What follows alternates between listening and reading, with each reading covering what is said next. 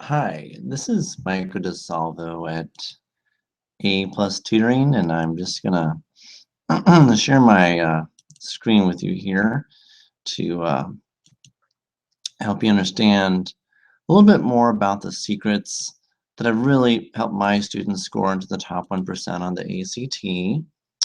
Not every student I tutor gets into the top 1%, but I have had a significant amount who started with something like the 50th percentile, who did get to the 95th to 99th percentile, so even to the top 1%.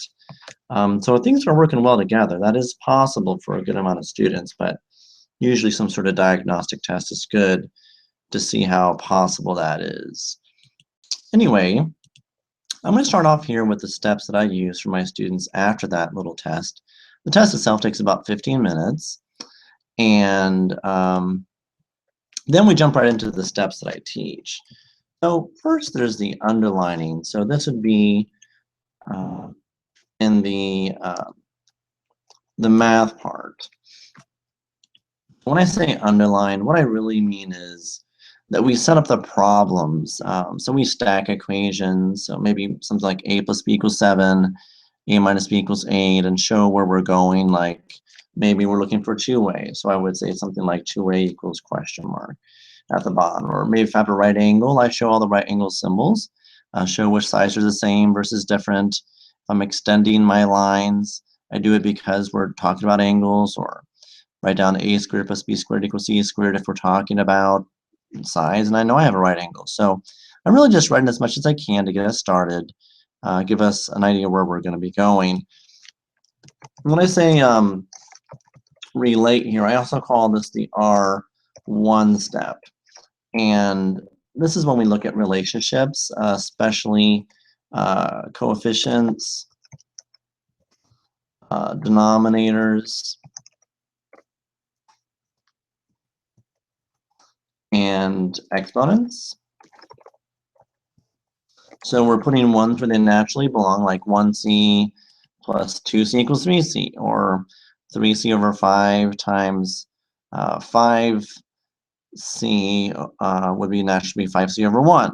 Or if it's 5c squared, if I multiply times 4c, that's 4c to the first. So that's going to help us avoid silly mistakes and also see some relationships that we really should be capitalizing on.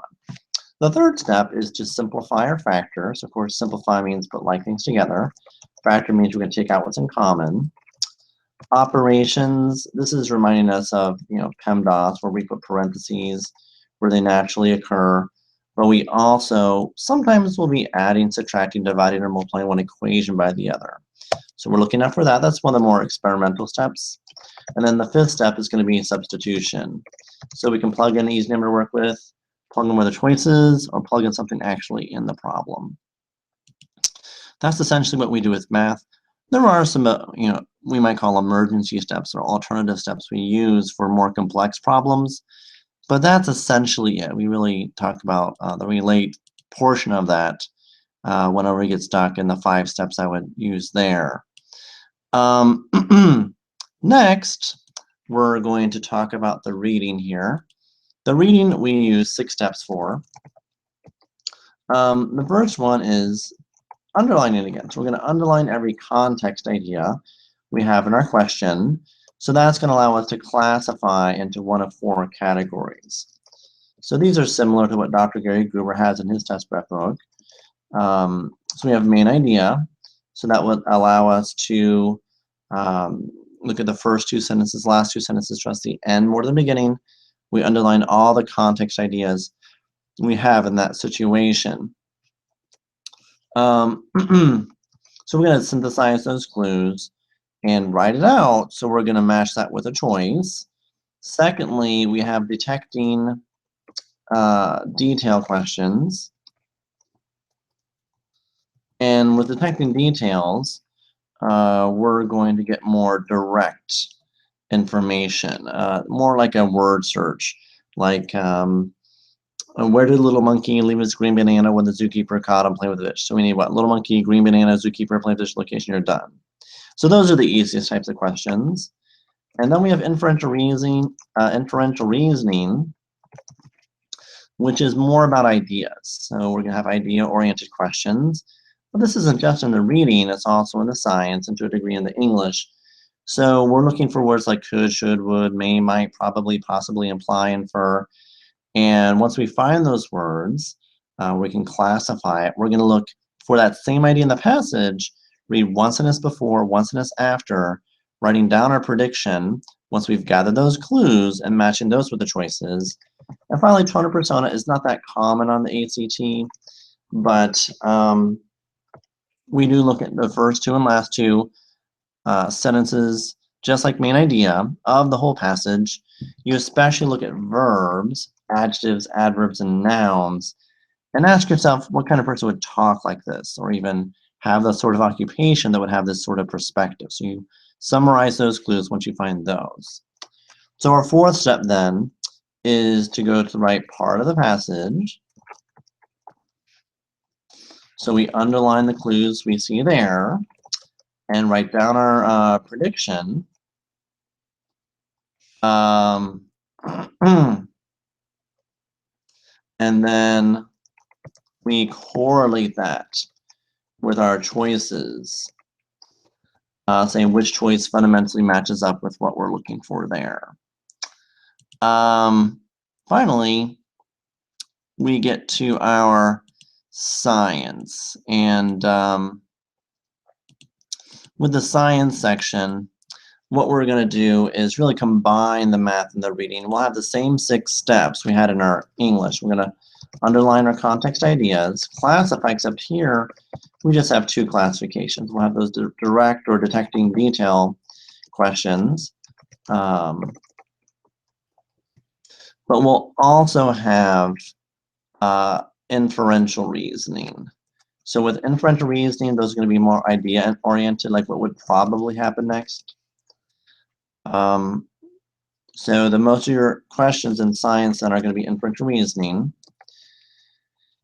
And so to go to the proper part of the passage, normally we'll go to the proper picture, chart, table, or graph. You're going to flesh those out as much as you can, like labeling axes, complete any patterns, show whether something's increasing or decreasing, or going left or going right. You're going to put things in the right order, or just order what's actually there. Is it first, third, second, or is it fourth, third, first, and second? Is there a correlation between something going up and something going down? So you want to anticipate those relationships before you get to your choices. So when I say we're going to flesh those things out, that's what I mean here when I say underline. You're going to establish those relationships, notice those relationships, so you can chart those out and have an idea of what's going on in the choices before you get to the choices. So we're going to write out that prediction and correlate that with our choices. Finally, there's the English portion.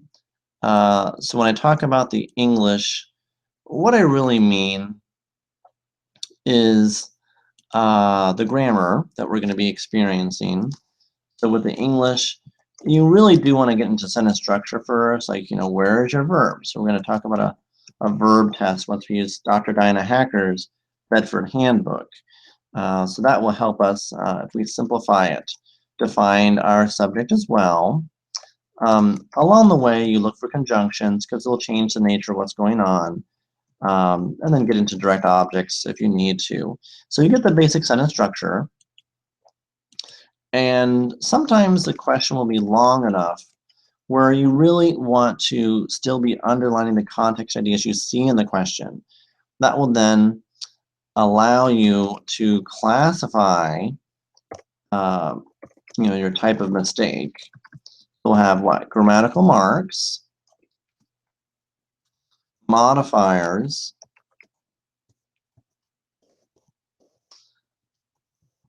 verbs, and parallelism. The subcategories of verbs will include person, mood, tense, and voice. I'll just show that here. So we'll start with person. That's first, second, third, singular, plural. We also have mood, including the indicative, subjunctive, and imperative mood. You need to recognize those, know the rules with those. We also have tense, including the sequence of tenses, and then voice, we prefer active over passive. Parallelism, of course, is about the structure of the sentence, like, give me liberty or give me death. Give, me, liberty, death. They're balanced. Or I bought apples, tomatoes, and pears at the store versus I bought apples, tomatoes, and going to the store was fun. So we're going to correct any issues there. So notice, again, we have this predict step. We're going to be correcting a prompt in our passage. Whatever's wrong there, we're going to act as an editor, and then we're going to correlate that with our choices with the two major principles of accuracy. You don't want to change what the author probably means. And efficiency, you want to say that in as few words as possible. So these steps have helped my students, many of them tremendously. I had one young lady in her science section. She went from an 8 to a 23. I haven't heard any increase of more than 15 points on the ACT, even one of the exams, in exam sections, that is. But for certain students, that is possible. We'll also have main idea and inferential reasoning components here, which prop up when we're moving sentences around or paragraphs around, seeing relationships. And that is important to do when you're looking at each question, to read one sentence before, one sentence after, where you see your cue. But that's essentially what we need. And this is actually the section where I've seen the most perfect scores. And it really is a boon when a student can get something like a 36. Because even if you get something like 26, you can get over 30 when you average out those scores. So anyway, those are our basic steps that we build on with our Dr. Gruber's strategies and the grammar rules and the math equations. We throw a little speed reading in there, test anxiety management, and that's what I find is the secret recipe to doing well, not just on the ACT, but the SAT, PSAT, even tests like the HSBT or the GRE. So if you'd like more information about how I approach my tutoring, you can call me. The number is in the description of the video, but my number is 513-939-9033. You can also reach me at md@aplustutoring-testprep.com, or just go to aplustutoring-testprep.com and fill out the information request. I give free 15-minute consultations to my new students, or new prospective students, that is. And I have 2 spots available right now. My number again is 513-939-9033. Hope you do well on your ACT and you use that score for good as you go through your college career and make a difference in the world. Again, my name is Michael DeSalvo. Thanks for your time here and have a great night.